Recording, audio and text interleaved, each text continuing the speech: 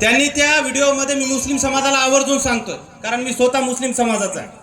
त्यांनी त्या व्हिडिओमध्ये सांगितलंय की मला मुस्लिम समाजाच्या मतांची गरज नाही. त्यांच्यासोबत काही मुस्लिम समाजाचे कार्यकर्ते आहेत. काल त्यांनी जाणीवपूर्वक काही मुस्लिम समाजाच्या बैठका घेतल्या, त्यांचे व्हिडिओ टाकले, त्यांचे फुटेज टाकले. त्या मुस्लिम समाजाच्या लोकांना मला सांगायचंय आणि जिल्ह्याच्या तमाम लोकांना सांगायचंय की त्या लोकांना लाज वाटायला पाहिजे. कुत्र्याला जर आपण आपल्या घरासमोर एकदा हाकललं तर ते कुत्रं परत येत नाही. ते स्वतःहून तुम्हाला म्हणतोय की मला मुस्लिम समाजाच्या मतांची गरज नाही. तुम्ही तिथं काय करताय? या पक्षाच्या लोकांना, या पार्टीच्या लोकांना, बीजेपीच्या आणि या मिंदे गटाच्या लोकांना कोणत्याच समाजाची गरज नाही, कारण यांना माज आलेला आहे.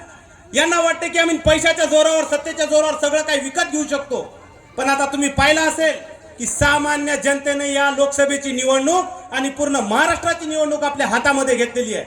लोक यांना हाणून देत आहेत गावामधून, कारण यांनी 10 वर्षामध्ये केलंच तसं.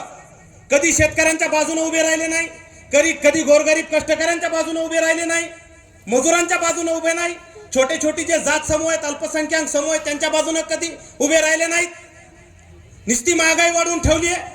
जी लोक 300 रुपयाचा गॅस असताना आंदोलनं करायची, मोर्चे काढायची, ती लोक आज गायब आहेत. 1200 रुपयाचा गॅस असताना, 50 रुपये 60 रुपये लिटर पेट्रोल असताना मोठमोठ्याचे आंदोलन व्हायची, मोर्चे निघायची. हे आज लोक 100 रुपये, 110, 120 रुपये तर काही बोलायला तयार नाहीत. 10 वर्ष अगोदर शेतकऱ्यांच्या सोयाबीनला जो भाव होता, आजही तोच भाव आहे. पण महागाई आहे दुपटीनं तिपटीनं वाढलेली आहे. त्याच्यावर ते काही लोक बोलायला तयार नाही आहेत. तरी म्हणतात की 400 पार, आपकी बार 400 पार.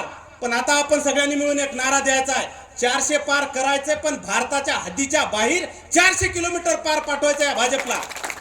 आपल्या पूर्वजांनी या लोकांना 70 वर्ष का रोखलं, याचं उत्तर आपल्याला या 10 वर्षात कळाले मित्रांनो. आणि ही लोक जर पुन्हा सत्तेमध्ये आली तर माझ्या शब्दावर विश्वास ठेवा. सगळ्यांना माहित आहे भीक मागायची वेळ येणार आहे आपल्याला, भीक मागायची वेळ. बँका शेतकऱ्यांना कर्ज देत नाहीत. बँकेमध्ये गेला तर साहेब असा वाचते शेतकऱ्यासोबत की जसं तू स्वतःच्या घरचे पैसे वाटायला आपल्याला. शेतकऱ्यांचे सिबिल खराब आहे म्हणतात.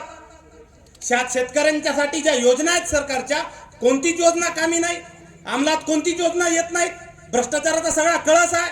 घरकुलासाठी पैसे, संडाससाठी पैसे, विहिरीसाठी पैसे, पांढण रस्त्यासाठी पैसे रेट लावलेत त्यांनी पंचायत समितीमध्ये. आणि ही लोक तरी यांना माज आहे. पण आपल्याला तुमच्या सगळ्यांना, आपल्या सगळ्यांना मिळून महाविकास आघाडीचे जे उमेदवार आहेत, नागेश पाटील आष्टीकर खानदानी माणूस आहे, एकनिष्ठ माणूस आहे, प्रामाणिक माणूस आहे. ज्या वेळेस सगळ्या गद्दारांनी शिवसेना सोडली, खंबीरपणे शिवसेनेसोबत, उद्धव साहेबांसोबत उभे राहिले. तुमच्या आमच्यासाठी लढण्याची धमक आहे, अनुभव आहे. माझे आमदार आहेत, खानदानी वसा आहे, त्यांच्या वडिलांचं नाव आहे. अशा प्रामाणिक माणसाला आपल्याला निवडून तुमच्या आमच्यासाठी द्यायचं आहे. कारण हा माणूस, हा खासदार झाल्याच्या नंतर, आष्टीकर साहेब खासदार झाल्याच्या नंतर संसदेमध्ये अल्पसंख्याकांसाठी, गोरगरीब लोकांसाठी, शेतकऱ्यांच्यासाठी, कष्टकऱ्यांसाठी आवाज उठवणार आहेत. माझ्या शब्दांना जास्त लांबवत नाही. फक्त एक विनंती करतो की या भाजपच्या माजुरी सरकारने या देशामध्ये जो अंधकार पसरवलाय, तो अंधकार आपल्या मशाली समोरील बटन दाबून आपल्याला दूर करायचंय आणि नागेश पाटलांना जास्तीत जास्त मतांनी निवडून द्यायचंय. एवढंच आवाहन करतो आणि थांबतो. धन्यवाद.